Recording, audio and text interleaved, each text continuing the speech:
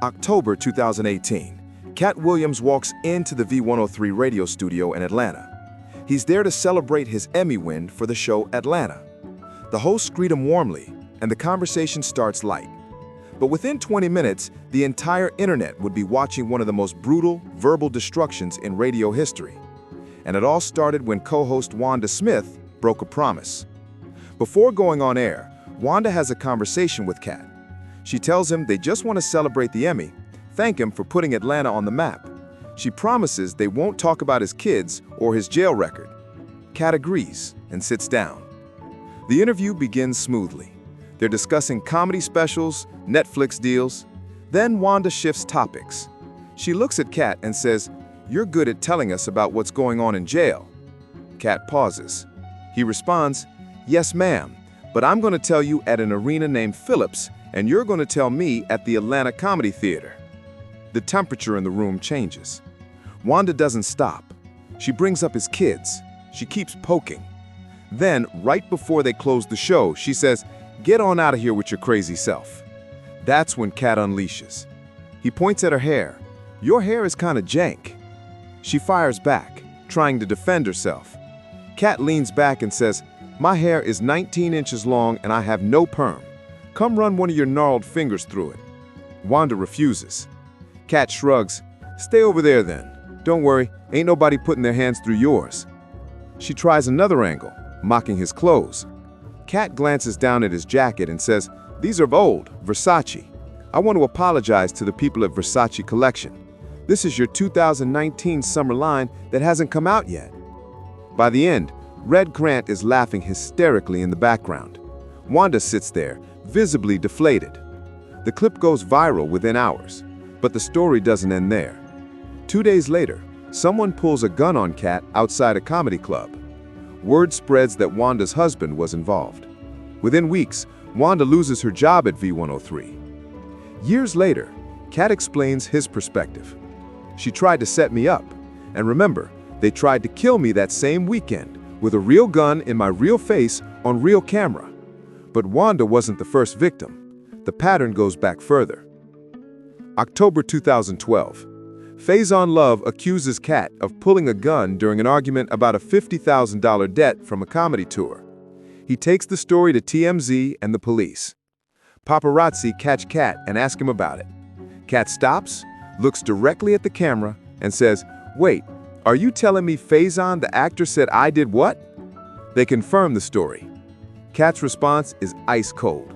He's a bald-faced rat. He weighs 450 pounds, I weigh 140. If his story is that he had a problem with me in a parking lot, then he needs to explain why he still weighs 450 pounds. For the next decade, Faison appears on podcasts and shows, constantly attacking Katt. He claims Katt isn't authentic, that he's playing a fake gangster persona. He even suggests Katt might be closeted, telling interviewers, "If he just come out of that closet, you know what I'm saying?"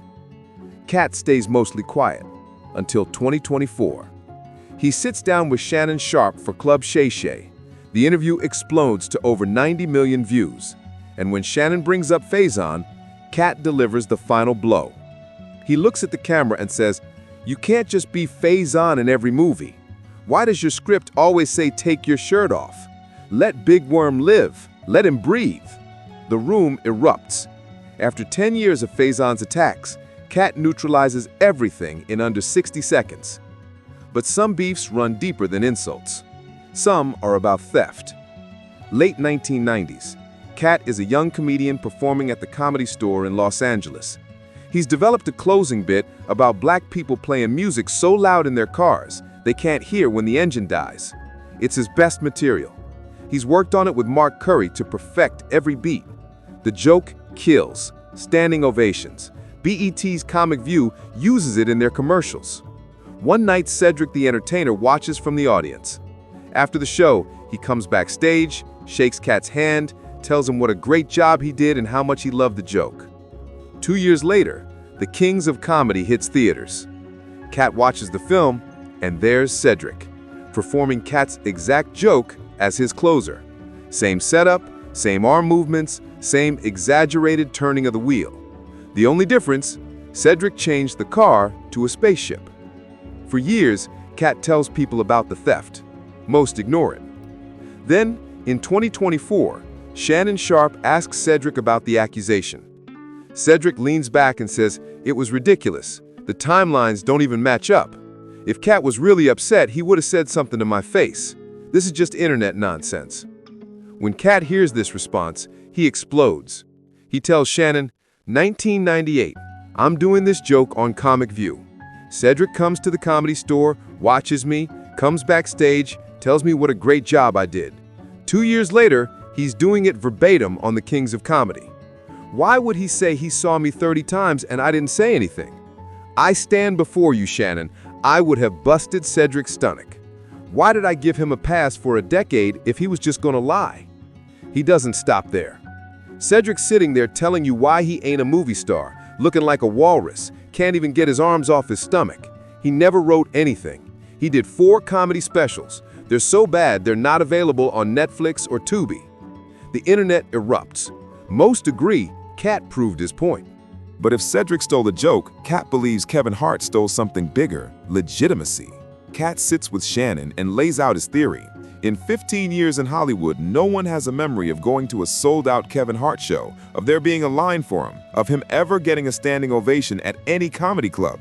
He continues, "Have we heard of a comedian that came to LA and in his first year had his own sitcom on network television and his own movie called Soul Plane that he was the lead in? We've never heard of that before or since. What do you think a plant is?" The accusation is clear. Kevin didn't earn his way up.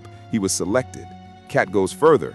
"Every movie Kevin did for 5 years was on my desk first. All I said was, 'Can we take some of this step and fetch it stuff out?' They'd say no problem, then give it to Kevin and have him do it exactly as written." This wasn't new beef. It stretched back to 2014 when Katt said Shaq and Russell Simmons should stay out of comedy. Then he added Kevin's name to the list. By 2016, Katt was telling arena crowds, "If the best they got in comedy is Kevin, don't be mad at Kermit the Frog, be mad at Jim Henson. Somebody's hand is stuck up that baby." He even issued a $5 million challenge to Kevin for a competition: comedy, basketball, rap battle, anything. Later that year, Katt apologized, calling Kevin the reigning king of comedy. But the peace didn't last. By 2018, when Katt criticized Tiffany Haddish, Kevin defended her on The Breakfast Club. "My frustration with Katt comes from him pointing at Hollywood, at the white man. When do you take responsibility? You didn't show up to work, you became a risk. You chose drugs." The feud reignited, and when Katt appeared on Club Shay Shay in 2024, he fired his harshest shot yet. Kevin responded on X, "Gotta get that anger out, champ. It's honestly sad." The next day on ESPN, Kevin mocked Katt's claim of reading 3,000 books a year. That's 2 a day. At 6 years old, never made public news. But for Katt, this was never about jealousy. It was about exposing a system that handpicks winners while locking everyone else out. Behind all these individual beefs, Katt was pointing at something bigger.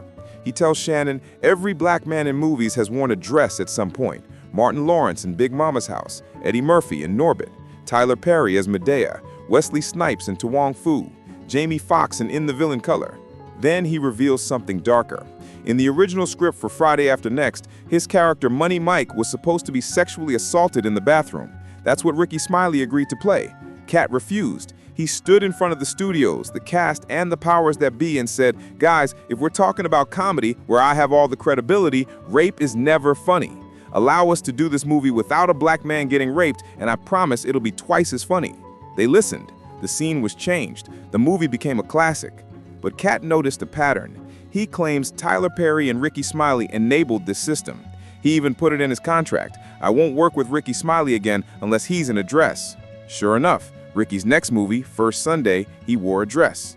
Dave Chappelle told a similar story years earlier. Producers kept pressuring him to wear a dress for a scene, saying, "All the greats have done it."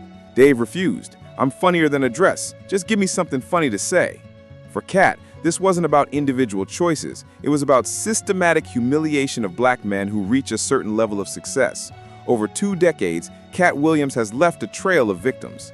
Wanda Smith lost her job. Faison Love was dismissed as a punchline. Cedric the Entertainer was exposed as a joke thief. Kevin Hart's origin story was questioned. Michael Blackson, Steve Harvey, Chris Rock, Ludacris, all caught fire from Katt's words. But here's what makes Katt truly dangerous. It's not his wit or his comebacks. It's that millions of people believe him. When Katt speaks, the internet listens. When he points at someone and calls them a liar, their reputation takes the hit. He's built something rare, complete independence, no corporate handlers, no compromises, just him and his version of the truth. Whether every word is accurate doesn't matter anymore. He's become the voice people trust to challenge the industry head-on. The question isn't whether Katt will make more enemies. The question is, who's next?